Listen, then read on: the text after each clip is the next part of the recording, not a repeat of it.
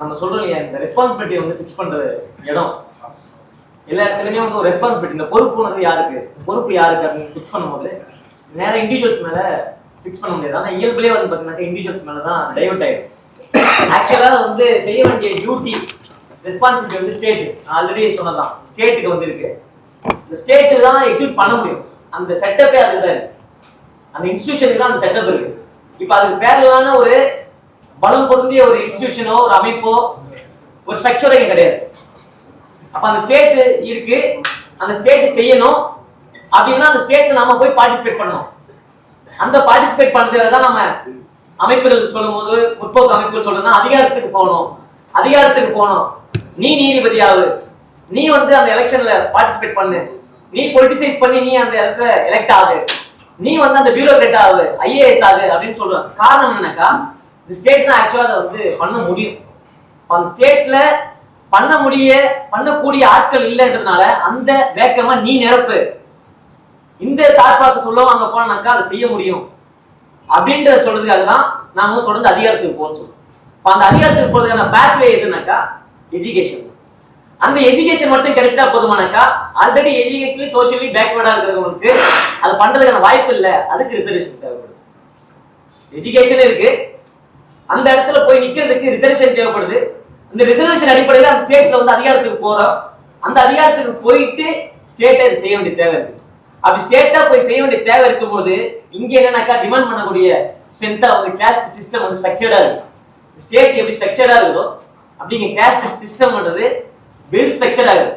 இந்த ஸ்டேட்ன்றது உருவாகி வந்து 75 வருஷம் ஆகுது. 1950 கான்ஸ்டிடியூஷன் வந்த பிறகு இந்த ஸ்டேட் ஸ்ட்ரக்சர் உருவாகுது.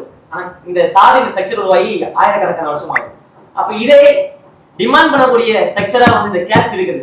இந்த கேஸ்டை வந்து டைல்யூட் பண்ண வேண்டிய தேவை இருக்கு. அது ஸ்டேட் செய்யணும். இந்த ஸ்டேட் செய்யற பேரலா இந்த அமைப்பு செய்யற அதே நேரத்துல இங்க நாம அமைப்பா செய்ய வேண்டிய தேவை இருக்கு. இதுவும் செய்யணும், இதுவும் செய்யணும், இது பேரலா நடக்க வருது. இது மட்டும் பண்ணணும் அப்படின்ட்டு நம்ம வந்து அந்த ரெஸ்பான்சிபிலிட்டி விலகி இருக்க முடியாது.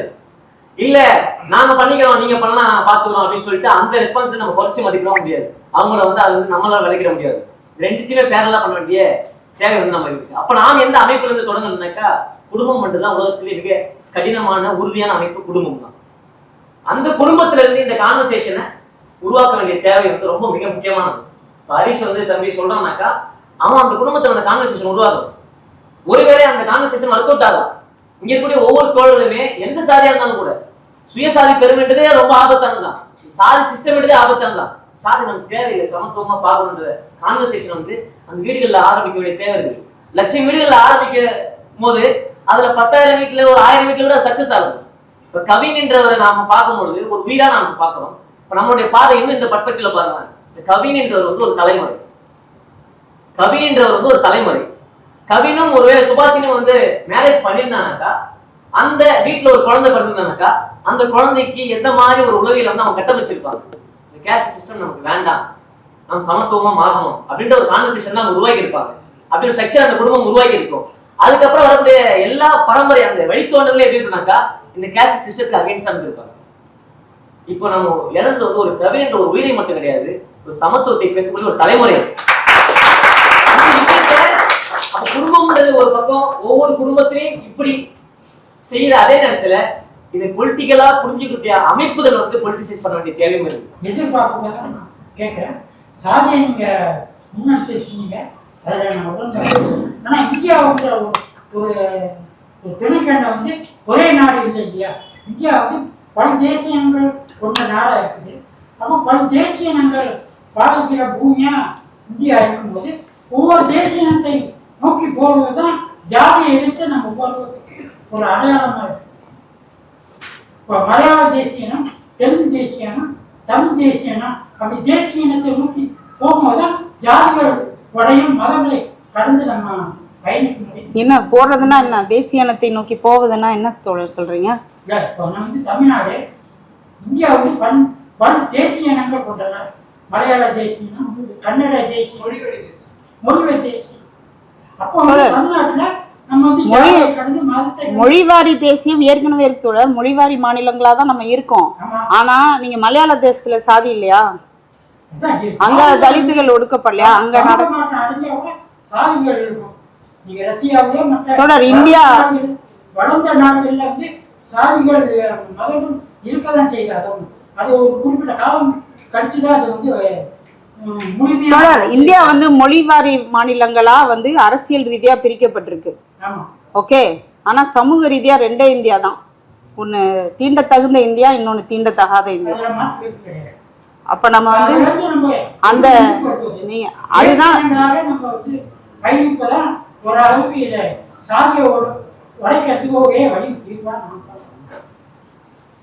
புரியல பேசுங்களா. சரி வேணும் அதுக்கும் சாதி ஒழிப்பு முதல்ல நீண்ட கால போராட்டம். இன்னைக்கு கோயில்கள்ல சாதிகள் ஒடுக்கப்பட்ட சாதிக்கும் பிரச்சனை தானே பல கோயிலுக்கு கூட்டப்பட்டிருக்கு. பொது சுடுகாடு போக வழி இல்லாம பல பிரச்சனைகள் நடக்குது இந்தியாவில், தமிழ்நாட்டுல. ஏன் அதுதான் நான் கேக்குறேன், நம்ம என்ன பண்ணிட்டு இருக்கோம்? சாதிய கூர்மை அடைஞ்சிருக்கு. நீங்க கூட எனக்கு கூர்மையா காட்சி தெரியுது, எனக்கு கூட உங்களோட முரண்டால காட்சி தெரியுது. கையில கருப்பு கையை கட்டிருக்கீங்க, இது எந்த அடையாளத்தை பிடிக்குது? இது பேண்டு தொடர் தலையை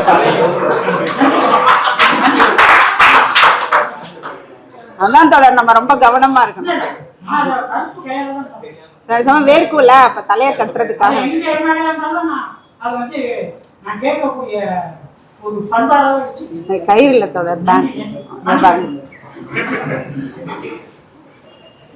இப்ப இதெல்லாம் நம்ம பார்க்க வேண்டியது. நான் உண்மையிலே பாராட்டணும் தொடர், எவ்வளவு அலர்ட்டா இருக்கீங்க. நான் அடுத்த தடவை இல்ல வேற கலர்ல போட்டு வந்தா ஏதாவது சாதி குறியீடா ஆயிரும், அதனால வந்து ஒரு கருப்பு கலர்ல போட்டு வரலாம்னு நினைச்சேன். ஒரு வீட்டுக்காரர் வந்து முன்தொகை கொடுத்து வீடு குடியிருப்பு வந்திருக்காங்க. 8 வருஷம் 10 வருஷம் ஒப்பந்தத்தின் அவன் வந்து தாழ்த்தப்பட்டவர்கள் எங்க வாடகைக்காரர்கள் வந்தனால வீடை வந்து கால் பண்ண சொல்றோம். இதே சென்னையில இதே விருப்பமாகத்துல. அப்போ நாங்க சொல்றோம் 3 மாசம் கூட இதுக்கு முன்னாடி கால் பண்ண முடியாது. கால் பண்ணீங்கன்னா காரணம் சொல்லுங்க கிளம்பி கேட்போம். இன்னைக்கோட சண்டை போட்டுதான். ஆமா தோழர், அதுக்கு அதெல்லாம் கரெக்ட் தான். அதுக்குதான் நம்ம ஒட்டுமொத்தமா சாதி ஒழிப்புக்கு வேலை செய்யணும்ன்றது. வேற சரி சரி, இங்க பாருங்க, இது வந்து ஓகே, இது வந்து நான் ஒரு பர்சனல் டிஸ்கஷன் மாதிரி தான். ஆக்சுவலி நான் வந்து சில விஷயங்களை இந்த ரியாலிட்டியை சொல்றதன் மூலமா நீங்க யோசிக்கணும். இளைய தலைமுறை இருக்காங்கல்ல, நீங்க வந்து ஏற்கனவே போட்டு வச்ச பாதையில அப்படியே கண்மூடித்தனமா, ஈவன் அது முற்போக்கு ரேஷனல் அந்த பாதையா இருந்தா கூட நீங்க வந்து நம்ம யோசிக்கணும். என்ன இப்ப நம்ம நம்ம சரியான திசை நோக்கி நம்ம வேலை செஞ்சுட்டு இருக்கோமா, இது உண்மையிலேயே ஒரு தற்காலிகமா நம்ம பண்ற இமோஷனல் ரியாக்ஷனா, இல்ல நம்ம சொல்யூஷனை நோக்கி நம்ம சிந்திக்கிறோமா, இதுக்கு சும்மா யோசிங்கன்னு சொல்றேன். நான் யோசிக்கிறது ஒன்றும் தப்பு இல்லையே. என்ன ஏன் வந்து இந்த மாதிரியான விஷயம் இதுக்கு எதிராக இருக்கனாலதான் நீங்க எல்லாம் இங்க வந்திருக்கீங்கன்னு நான் நினைக்கிறேன்.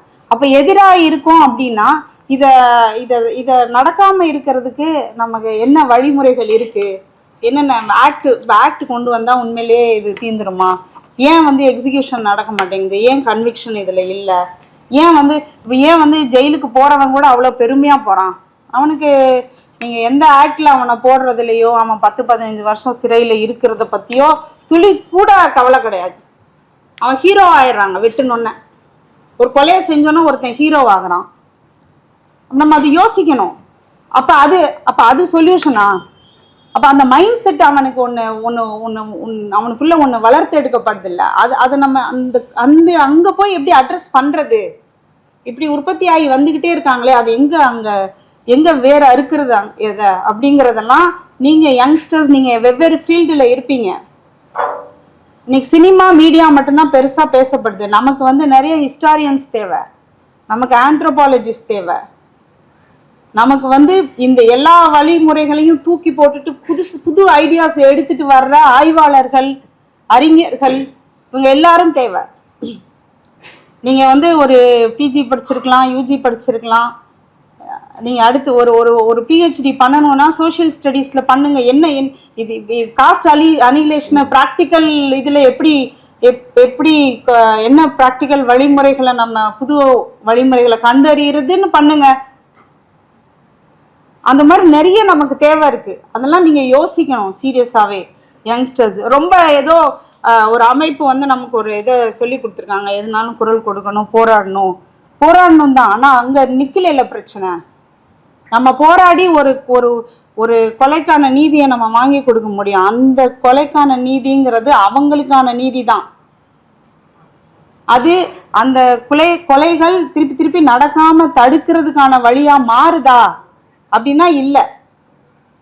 அப்ப அதுக்கு என்ன நம்ம வழிமுறைகள் கண்டுபிடிக்கிறது, அதெல்லாம் வந்து நீங்க யோசிக்கணும்.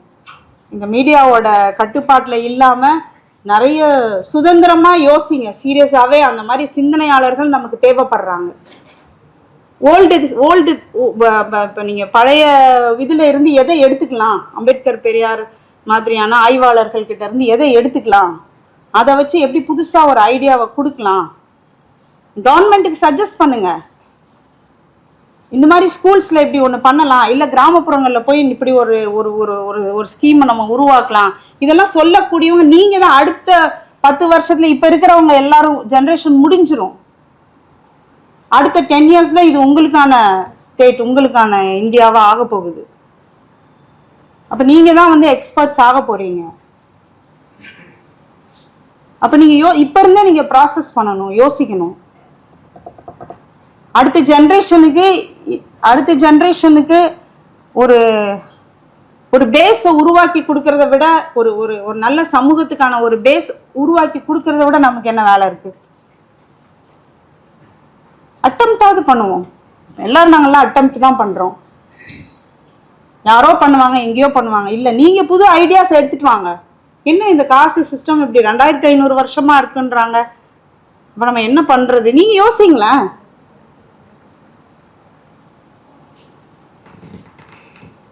இது வரைக்கும் பண்ணிட்டு வந்த விஷயங்கள் என்ன மாதிரியான மாற்றங்களை உண்டு பண்ணிருக்கு அப்படிங்கிறதுக்கான ஒரு சின்ன உதாரணம் வந்து ரிசர்வேஷன். ரிசர்வேஷனை பத்தி ஒரு பொது பார்வை எப்படி இருக்கு? இன்னைக்கும் நம்ம வந்து ரிசர்வேஷனை வந்து எப்படி பாக்குறாங்க பொது சமூகம்? இதுதான் நமக்கு சாதி பத்தின புரிதல். இவ்வளவுதான். அங்கதான் இருக்கோம் நம்ம. இன்னும் நீங்க 75 வருஷம் இந்தியாவில் நீங்க ரிசர்வேஷன்னா என்ன, ரிசர்வேஷன்ங்கிறது எஸ்சி எஸ்டிஸ்க்கு மட்டும் இல்லை, ரிசர்வேஷன்ங்கிறது சலுகை கிடையாது, இந்த மாதிரியான அடிப்படையான பாடத்தை கூட இன்னைக்கும் நம்ம சொல்லிக்கிட்டே இருக்க வேண்டியிருக்கு. அவ்வளவுதான் சாதி பத்தின புரிதலே இவங்களுக்கு. இவ்வளவுதான் அறிவே போய் சேர்ந்துருக்கு. அப்ப நீங்க எங்க ஸ்டார்ட் பண்றது? உண்மையிலேயே நான் போற காலேஜஸ்ல, எல்லா காலேஜஸ்லயும் நான் வந்து இந்த ஜேர்னலிசம் ஸ்டூடெண்ட்ஸ்க்கு இதை எடுத்து போவேன், கிளாஸ் கெஸ்ட் லெக்சரரா சில காலேஜஸ்ல எல்லாம் போடுவாங்க. எல்லா ஸ்டூடெண்ட்ஸும் கேட்குற கேள்வி ரிசர்வேஷன்னால தான் சாதி இருக்கு. சாதி 2 விஷயம், சாதி சான்றிதழ்னால தான் சாதி இருக்கு, ரிசர்வேஷன்னால எங்களுக்கான வாய்ப்பு பறிக்கு போகுது. எவ்வளவு அடிப்படையான எஜுகேஷன் இதை ஸ்கூல் எஜுகேஷன்ல சொல்லி தர மாட்டீங்களா? ஒரு 6ஆம் படிக்கிற பையனுக்கு அம்பேத்கருங்கிறவர் வந்து ஒடுக்கப்பட்ட சமூகத்தால பிறந்து அவங்களுக்காக போராடினவர்னு சொல்லி கொடுக்க தெரிஞ்ச உங்களுக்கு ரிசர்வேஷன் பத்தி சொல்லி கொடுக்க தெரியாதா? அவனால அதை புரிஞ்சுக்க முடியுது. அதை புரிஞ்சுக்கிட்டு நீ வந்து அம்பேத்கர் ஜெயந்தி கொண்டாடினா நாங்க போராட்டம் பண்ணுவேன், 6ஆம் வகுப்பு படிக்கிற மாணவன் போராட்டம் பண்றாங்க. இன்னொன்னு காலேஜ் ஸ்டூடெண்ட்ஸ் வந்து ரிசர்வேஷனை பத்தி எங்களுக்கு ரிசர்வேஷன்ங்கிறது தப்பு, அவங்க அந்த ரிசர்வேஷன் சிஸ்டம்குள்ள இருக்கான்றதே அவங்களுக்கு தெரியலையே.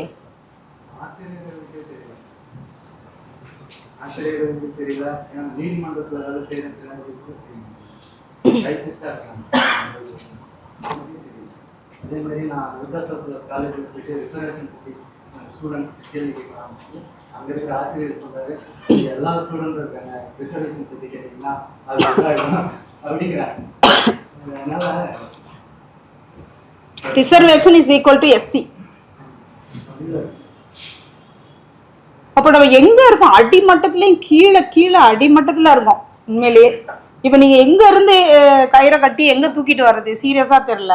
அப்படி வந்து நீங்க ஒரு ஒரு அறிவு அளவுல கூட நீங்க மத்ததெல்லாம் விட்டுருங்க, ஒரு நாலேஜ், ஒரு சோசியல் நாலேஜ், ஒரு சமூகத்தை பத்தின ஒரு சின்ன புரிதல், மனிதாபிமானம், மனிதன் எல்லாம் அப்புறம் போயிடலாம், ஒரு சின்ன புரிதல் அது எங்க இருக்கு? சின்ன அறிவு, அந்த சமூக அறிவே இல்லையே. உனக்கு மைண்ட் ஃபுல்லா உன்னை 7 வயசு வரைக்கும் உன்னை கண்டிஷன் பண்ண அந்த தாட்ஸ் மட்டும்தான் உன் மைண்ட்ல மண்டிருக்கு. நீ என்ன சொல்லு, ஆர்கியூ தான் பண்றாங்க காலேஜ் ஸ்டூடெண்ட்ஸ். இப்போ ரிசர்வேஷன்னா என்னப்பா, இது மாதிரி 69% இருக்குப்பா, அப்படி நீ உனக்கு போட்டி வந்து நீ கிடையாது, நீ எஸ்சி பசங்க கிடையாது, என்ன சொல்லு? ரிசர்வேஷனை ஒழிச்சிருங்க, அவங்க ரிசர்வேஷன்ல தான் அவங்க எனக்கு கிடைக்காம போச்சு, இப்படிதான் சொல்றாங்க.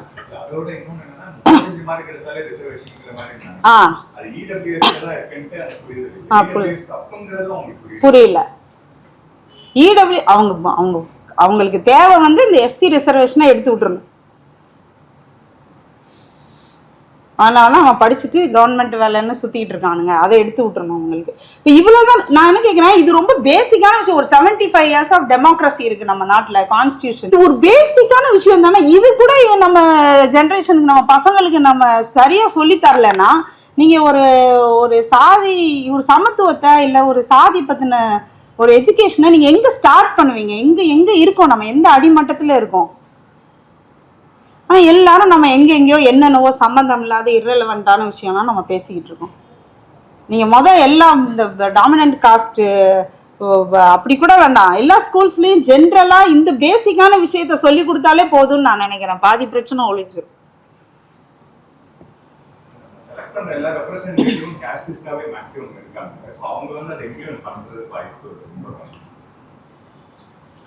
Vote politics is caste politics, அது அப்படி ஆயிருக்கு. அதனால வந்து தைரியமா துணிஞ்சு அவங்க எதுவுமே பண்றது இல்லை.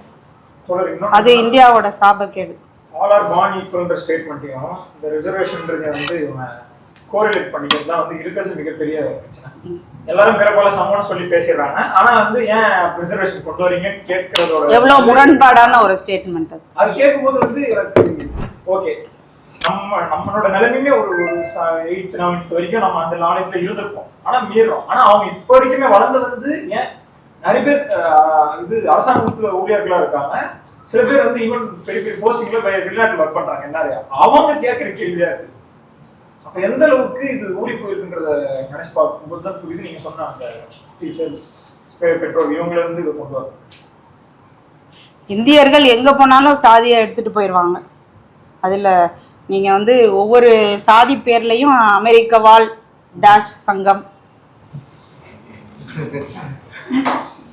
எல்லா ஐரோப்பா நாடுகளில் டேஷ் சங்கம், அங்க போய் ஆன்டி காஸ்ட்லா, யூகேல வந்து ஆன்டி காஸ்ட்லா, நம்ம நாட்டுல கூட அதை பண்ணலை இப்போ வரைக்கும், அதை பண்ற தைரியம் வரல. தீண்டாமையை தான் நம்ம சட்டத்துல ஒழிச்சிருக்கோம், சாதி ஒழிப்பு இல்லை. ஆனா யூகேல வந்து ஆன்டி காஸ்ட்லா கொண்டு வந்துட்டாங்க.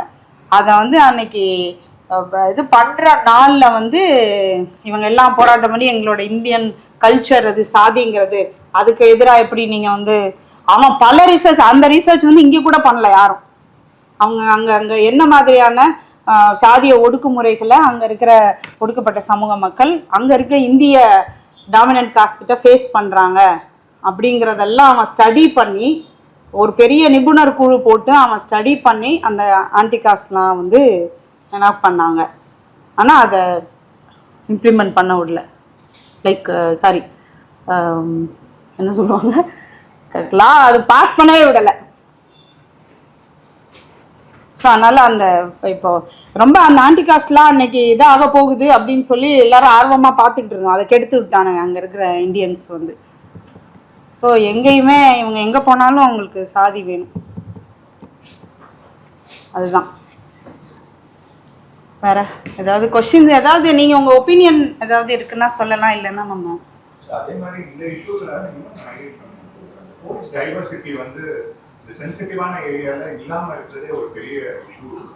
அது போக அந்த அஃபென்ஸ் பண்ண அதே போலீஸை காஸ்டிஸ்டான போலீஸை கொஞ்ச நாள் ட்ரான்ஸ்ஃபர் பண்ணிட்டு திரும்பவும் எஸ்சிஎஸ்டி ஆக்ட்லயே இருக்கு தோழர். எஸ்சிஎஸ்டி ஆக்ட்ல வந்து நீங்க அட்ராசிட்டி ப்ரோன் ஏரியாஸ் ஐடென்டிஃபை பண்ணும்போது தோழருக்கு நல்லா தெரியும், அட்ராசிட்டி ஏரியாஸ் ஐடென்டிஃபை பண்ணீங்கன்னா இப்போ ஒரு டிஸ்ட்ரிக்ட்ல இப்போ இந்த மாதிரி வன்கொடுமைகள் அதிகம் நடக்கிற பகுதிகளில் வந்து நீங்கள் உயர் பொறுப்புகளில் குறிப்பாக கலெக்டர், எஸ்பி இவங்க வந்து தலித்ஸாக தான் இருக்கணும். அப்படி எங்கேயுமே நடக்கலை. ஆடிட் பண்ணி கவர்மெண்ட் சொன்னா அவங்க அதை இம்ப்ளிமெண்ட் பண்ணிதான் ஆகணும்னு ஏதாவது சட்டமா இருக்கும். நீ கவர்மெண்ட் தான் தோழர் ஆடிட்டே பண்ணணும். இப்போ கவர்மெண்ட் வந்து அது இப்போ எனக்கு இப்போ சில அமைப்புகள் வந்து அதை வலியுறுத்துறாங்க.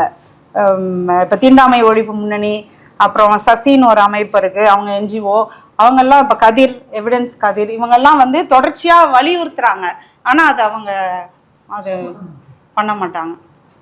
நீங்கள் இப்போ இந்த மாதிரி ஒரு சாதி வலுவாக இருக்கிற ஒரு பகுதியில், ஈவன் லைக் திருநெல்வேலி மாதிரியான ஒரு பகுதியில் வந்து நீங்கள் கலெக்டர், எஸ்பி இந்த மாதிரி உயர் பொறுப்புகளில் இருக்கிற காவல்துறை மற்றும் அரசு அதிகாரிகள் வந்து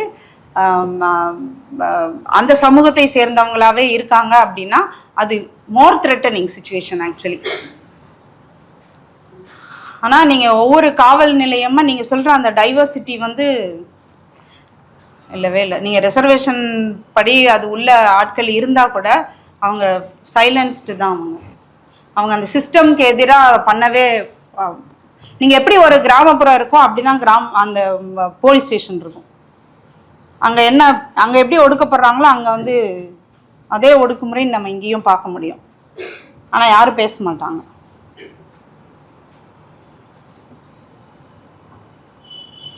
இதுக்கு ஆக்சுவலா நம்ம எதுவும் நமக்கு சட்டம்லாம் இருக்காது. இப்போ அவங்க கவர்மெண்ட் இம்ப்ளிமெண்ட் பண்ண ஃபெயில் பண்ணிடுது, அவங்க ஃபெயில் ஆகிட்டாங்க. டைவர்சிட்டி இன்க்ளூட் பண்ணல, காஸ்டிஸ்ட் போலீஸை வந்துட்டு அதே இடத்துல அது திரும்பவும் சென்சிட்டிவான ஏரியால மாத்துறாங்க. இதை வந்துட்டு நம்ம சட்ட ரீதியாக அதான் அந்த ஜட்ஜ்மெண்ட் ஒன்று சொன்னேன்ல தோழர், நீங்கள் இந்த மாதிரி ஒரு அட்ராசிட்டி சென்ஸ் பண்ணாமல் அது நடந்துருச்சு அப்படின்னா நீங்கள் உடனே இமீடியட்டாக நீங்கள் வந்து டிஸ்ட்ரிக்ட் மேஜிஸ்ட்ரேட்டு, எஸ்பி, எஸ்எஸ்பி இவங்க எல்லாரையுமே வந்து நீங்கள் சஸ்பெண்ட் பண்ணணும். சஸ்பெண்ட் பண்ணி அவங்க மேலே வந்து டிபார்ட்மெண்டல் ஆக்ஷன் எடுக்கணும். எப்படி நீங்கள் இதை நடக்க விட்டீங்கன்னு சொல்லி. எங்கே நடக்குது?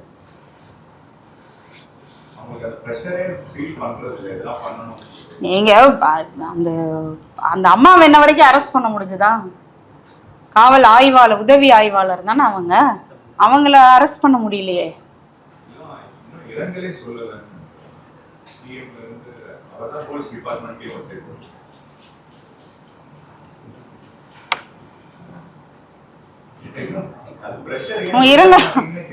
தெரியல தோழர், அவங்க எப்பவுமே சமூக நீதின்னு சொல்றனால நம்ம எதிர்பார்க்கிறோம். மற்றபடி இது எப்பவுமே இது மாடலே அப்படிதான்.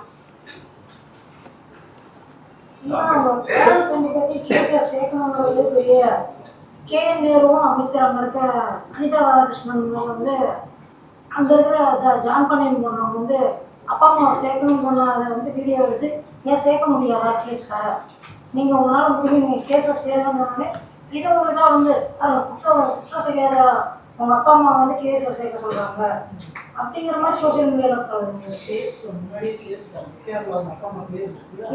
இருக்குது. பட் ஆனால் அங்கே KN நேரு முன்னாடி அவங்க ஆர்குமெண்ட்ஸ் போயிட்டு இருக்கிறத எடுத்து அவங்க தலித் அமைப்புகள் இப்படி தான் எல்லாத்தையும் வந்து குற்றம் பண்ணாதவங்களை வந்து அந்த கேஸில் ஏற்றுக்க க்ளோ பண்ணுது, அவங்க சேர்த்துக்கணும்னு மிரட்டுறாங்கிற தோணியில் வந்து அந்த வீடியோஸ் ஸ்ப்ரெட் ஆகுது. ஏன்னா KN நேரு இருக்காரு அந்த இடத்துல, அனிதா ராதாகிருஷ்ணன் 2 மினிஸ்டர்ஸ் இருக்காங்க, கலெக்டர், ஈவன் அந்த கண்ட்ரோலில் இருக்கிற எல்லா கவர்மெண்ட் ஆஃபீஸரும் இருக்கிற இடத்துல ஒரு தலித் அமைப்பு வந்து இப்படிலாம் இவ்வளோ அராஜகம் பண்ணுங்கிற மாதிரி பண்றாங்கன்னு வீடியோ ஸ்ப்ரெட் பண்றாங்க.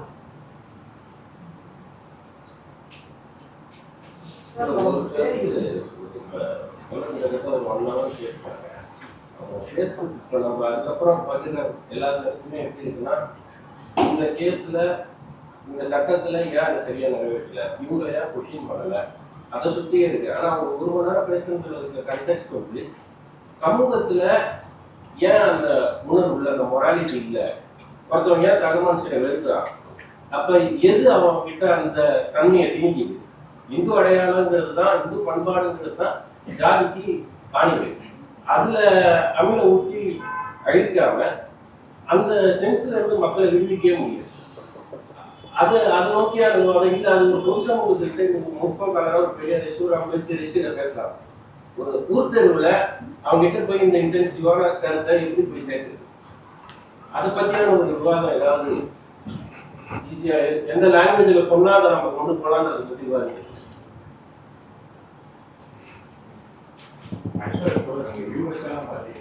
சின்ன வயசுல இமேஜினேஷன் அந்த கியூரியாசிட்டி கிட்ட பண்றதுக்கு அந்த காஸ்மிக் சீரிஸ் நம்ம ஊர்ல பாத்தீங்கன்னா சயின்ஸை பத்தி பேசி குழந்தைகளை இன்ட்ரடியூஸ் பண்றதுக்கு எக்கச்சக்கமா சொல்றாங்க. சயின்ஸ் எடுத்துட்டு போறது அந்த மதத்துடைய கதையை ஃபுல்லா நம்ம அங்கெல்லாம் பாத்தீங்கன்னா இப்ப நீட் டெலிவிஷன் அதுக்கு முன்னாடி நிறைய பேர் சயின்டிஸ்ட்ல வெளியில வந்து ஓப்பனா பப்ளிக்ல சின்ன பசங்களுக்கு கியூரியாசிட்டி கொண்டு போய் அவங்களை வேற பாத்துல எடுத்துருக்கேன். நம்ம சொசைட்டியில பாத்தீங்கன்னா மேக்சிமம் அது இல்லை. இப்போ சன் டிவி போட்டாலே ராமாயணம் ஏதாவது சயின்ஸ்லயும் ப்ராபப்ளி அந்த சயின்டிபிக் டெம்பரை வந்து பசங்க மத்தியில கொண்டு போறதுக்கும் நிறைய ஆக்ஷன் எடுத்தா அந்த பசங்களுக்கு கொஞ்சமாவது தெரியும். ஓரளவுக்கு இப்போ வரைக்கும் நிறைய பேர் நம்புறாங்க அந்த பிளானட்ஸ் தான் நம்ம லைஃப் தீர்மானிக்குது, அந்த ஸ்டார்ஸ் தான் தீர்மானிக்குது. ஸோ அவங்களுக்கு அந்த சயின்ஸையும் இன்ட்ரடியூஸ் சின்ன வயசுலேயே பண்ணிட்டா அதுக்கு ஒரு ஏன்னா இப்போ வரைக்கும் நிறைய பேர் வாழ்க்கையில் அந்த ஜாதகம் வரைக்கும் ஃபுட்பால் வராங்க. அந்த சயின்ஸ் அந்த நாலேஜே ஸ்கூல்ல படிக்கிறாங்க, பட் ப்ராக்டிக்கலா எதுவுமே எக்ஸ்ப்ளோர் பண்ண முடியும். நீங்க வந்து அதாவது ஒரு நிலம் சரியா இருக்கணும், அப்பதான் நீங்க அந்த என்ன விதை போட்டாலுமே அது முளைக்கும் நல்ல. ஆனா அந்த நிலம் சரியில்லைன்னா நீங்க ஏற்கனவே நீங்க வந்து இந்த சாதிய குடும்ப அமைப்புக்குள்ள ஏற்கனவே அவங்க ஃபீட் பண்ணி வச்சிருக்காங்க. ஸோ அதை எப்படி நம்ம அன்லேர்ன் பண்ண வைக்கிறது அவங்கள? அவங்க மைண்டு பொல்யூட் ஆயிடுது. நீங்கள் கண்டிப்பாக நான் வந்து நான் ஒரு கிராமப்புறத்தில் வளர்ந்த ஒரு ஆளாக சொல்கிறேன். நீங்கள் வந்து உங்களுக்கு அந்த நீங்கள் வெளியில் வரும்போதே நீங்கள் பொல்யூட் ஆயிடுவீங்க. நான் வெளியில் வரேன்னு சொல்லிட்டு ஸ்கூலுக்கு வரும்போதே உங்கள் மைண்டு பொல்யூட் ஆயிரும். அப்போ நீங்கள் வந்து என்னதான் நீங்கள் அறிவியல் குறித்து நீங்கள் பக்கமாக நம்ம பாடம் எடுத்தாலும் அது வேற இது வேறன்னு தான் பார்ப்பாங்க. நாளைக்கு ராக்கெட் விடுற இடத்துக்கு அவங்க போனால் கூட நீங்கள் வந்து எலுமிச்சம்பளம் வச்சுட்டு தான் விடுவாங்க. சீரியஸ் அதுதானே நடக்குது. நம்ம இந்திய சயின்டிஸ்டுகள்லாம் என்ன வேலை பார்த்துட்டு இருக்காங்க? அப்ப அங்க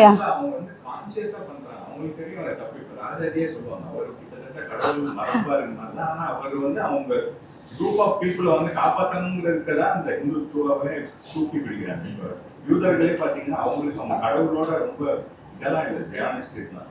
ஆனா அது வந்து ரிலீஜியனோட டூலா யூஸ் பண்ணி அந்த பவரையும் வெஸ்டையும் அக்குமுலேட் பண்றது அவங்களுக்கு அவங்களுக்கு தெரியும் அது தப்பு அப்படின்னு.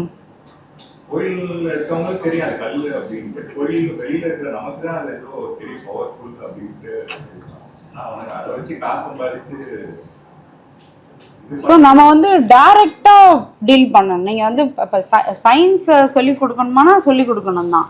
ஆனா நீங்க வந்து இந்த ஒரு மனித நேயத்தை சக மனுஷங்களை மதிக்கிறது எவ்வளோ முக்கியம். அந்த மாரல் எஜுகேஷன் இருக்குல்ல, நீங்க அதை வந்து காஸ்ட்ன்னு கூட நீங்க சொல்ல வேணாம், நீ எல்லாரையும் சமமா பார்க்கணும் அப்படிங்கிற அந்த மாரல் எஜுகேஷன் இருக்குல்ல, அதை நீங்க அதுதான் ரொம்ப குழப்பமான இடம்னு இருக்கு. அது நீங்க ஸ்கூல்ல சொல்லி கொடுப்பீங்க, ஆனா வீட்டில் அதை மாற்றுவாங்க. இது நாம பார்த்துருக்கோம். இது வீட்டில் வந்து நம்ம ஸ்கூல்ல சொல்லி கொடுத்து அனுப்பணும்னா அது எதுவும் நீ காதில் போட்டுக்காத. வீட்டில் வந்து பேரண்ட்ஸு இதுதான் இப்படிதான் நியதி அப்படிங்கிறத வந்து அவங்க சொல்லி கொடுக்குறாங்க.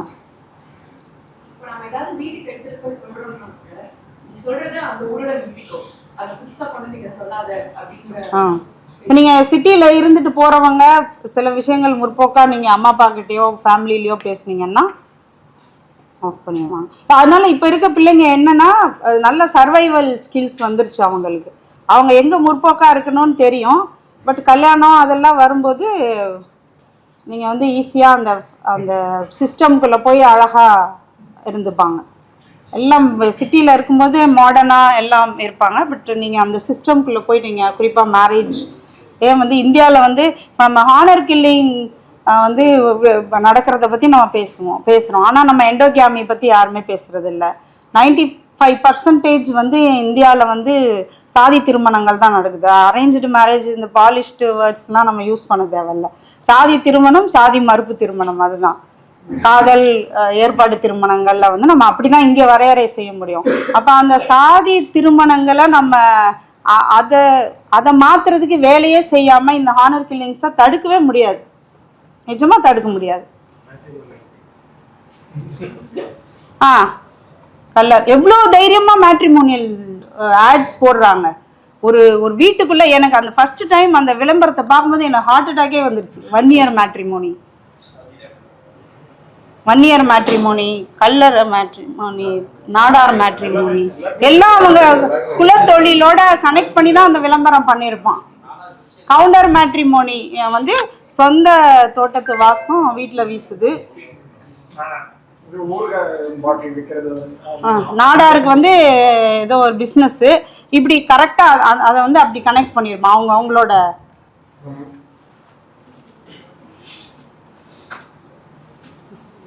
ஆனா இன்ன வரைக்கும் அந்த ஆட் போயிருக்கு, யாருமே ஒரு PIL கூட போடலையே தோழர் அதை எதிர்த்து. ஒரே ஒருத்தன் தான் அந்த மேட்ரிமோனி சைட் பண்றவங்க. நான் அது வந்தப்போ நான் ஒரு ஆர்டிகிள் எழுதினேன் ஒயரில். அப்போ நான் இதை கேட்டிருந்தேன். அப்போ இவங்க வந்து ஏன் வந்து SC பிரிவு மேட்ரிமோனி போடணும்ல, நீங்கள் எல்லாருக்கும் விளம்பரம் பண்ணுறீங்கன்னா நீங்கள் வந்து SC பிரிவில் இருக்க சாதிகளுக்கும் நீங்கள் மேட்ரிமோனியில் நீங்கள் கொண்டு வரணும்ல, அதை மட்டும் அவங்க போடல. அதில் தீண்டாமை. ஏன்னா நீங்கள் ஒரு வீட்டுக்குள்ளே டிவி பார்க்கும்போது பல்லர் மேட்ரிமோனி, பறையர் மேட்ரிமோனி, அருந்ததியர் மேட்ரிமோனின்னு இருந்தால் அது கேட்க நல்லாவா இருக்கும்? இப்போ ஆதி திராவிடர்னு இப்போ கொண்டு வராங்க, அதை இப்போ ஆதி திராவிடர்னு கொண்டு வராங்க. நான் என்ன சொல்கிறேன், நீ நாடார் மேட்ரிமோனின்னு நீ போடும்போது அப்போ நீ பிற்படுத்தப்பட்டவங்க மேட்ரிமோனின்னு போட்டுக்க, அப்படிதானே நீ போடணும். கன்சால்டேட் பண்ண, அங்கே நீ கன்சால்டேட் பண்ணு. ஆனால் அங்கே நீ தைரியமாக 1 year மேட்ரிமோனின்னு போடுற, அப்போ நீ பல்லர் மேட்ரிமோனி பறையர் மேட்ரிமோனின்னு போடு. அந்த தைரியம் இருக்கா உனக்கு? அது எனக்கு நான் யோசிச்சுட்டு இருந்தேன், யாருமே ஏன் அதை எதிர்த்து கேஸ் போடாமல். ஏன்னா நீங்கள் வந்து இதில் இந்த இப்போ ஸ்கூலில் இதில் இல்லைனா ஜாதி பேரை எடுக்கணும் அப்படின்லாம். ஆனால் ஜாதி பேரை இவங்க மாடர்ன் வேஸில் எப்படியெல்லாம் அதை நார்மலைஸ் பண்ண முடியும். ஜாதி பேரை சொல்கிறது வந்து எவ்வளோ நார்மலாக இருக்குது. அந்த ஒவ்வொரு வீட்டுக்குள்ளேயும் சின்ன பசங்க பார்ப்பாங்கல்ல அந்த விளம்பரத்தை. அப்போ அவங்க மைண்ட் வந்து நாம் யார் 1 year மேட்ரிமோனினா, நாம் ஒரு 1 year குடும்பத்தில் 1 year மேட்ரிமோனின்னு வந்துச்சுன்னா அந்த குழந்தையோட மனநிலை எப்படி இருக்கும்? அதான் டீச்சருங்க வந்து இப்போ நீங்கள் உங்க பசங்களுக்குள்ள அது இருக்குல்ல, டீச்சருங்க அப்பா அம்மாவெல்லாம் நம்ம எஜுகேட் பண்ணோம், பசங்களுக்குள்ள அது இருக்காது.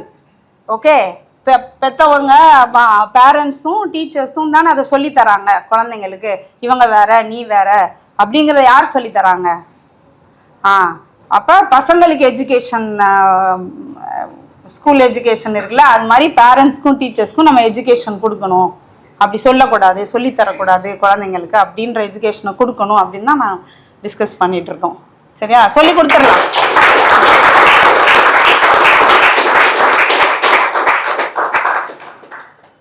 தேங்க்யூ ஸோ மச் எல்லாருங்க, ரொம்ப நன்றி.